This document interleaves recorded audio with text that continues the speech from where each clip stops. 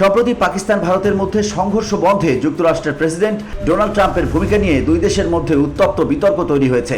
পাকিস্তান ট্রাম্পকে শান্তির দূত হিসেবে প্রশংসা করলেও ভারত তার ভূমিকা পুরোপুরি অস্বীকার করেছে।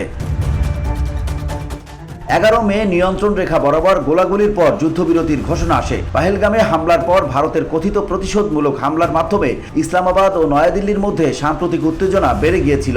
এতে পারমাণবিক যুদ্ধের আশঙ্কাও দেখা দেয়। সোমবার করাচিতে এক বক্তব্যে পাকিস্তানের প্রধানমন্ত্রী শেহবাজ শরীফ বলেন, ট্রাম্প হচ্ছেন শান্তির মানুষ। আমি বিশ্বাস করি তার দল আন্তরিকভাবে এই সংকট মোকাবেলায় এগিয়ে এসেছে এবং যুদ্ধবিরতিতে গুরুত্বপূর্ণ ভূমিকা পালন করেছে।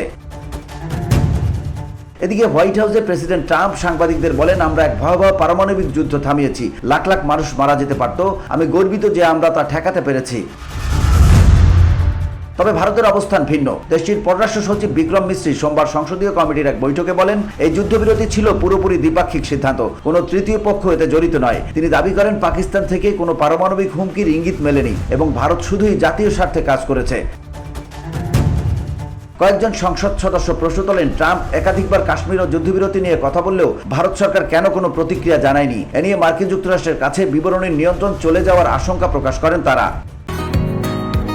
বসুন্ধরা, উত্তরা, বনশ্রী, কুড়িল ও বাড্ডা সহ রাজধানীর বিভিন্ন স্থানে অভিজাত ও অত্যাধুনিক মানের ফ্ল্যাট কেনার এক নির্ভরযোগ্য প্রতিষ্ঠান প্লেজেন্ট প্রপার্টিজ লিমিটেড। তাই আপনার স্বপ্নের আবাসনের জন্য আজই যোগাযোগ করুন।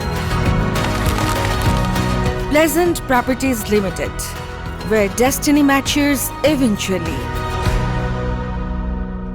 ভারতীয় বিমান বাহিনীর ক্ষয়ক্ষতি সম্পর্কেও পররাষ্ট্র সচিব কোনো মন্তব্য করতে অস্বীকৃতি জানান। একে জাতীয় নিরাপত্তার বিষয় বলে উল্লেখ করেন। 5 ও 6 মে রাতে ভারত একাধিক পাকিস্তানি শহরে ক্ষেপণাস্ত্র হামলা চালায়, যা তারা সন্ত্রাসবাদের বিরুদ্ধে অভিযান হিসেবে দাবি করে। এ হামলায় বেসামরিক মানুষ ও সেনা সদস্য নিহত হন।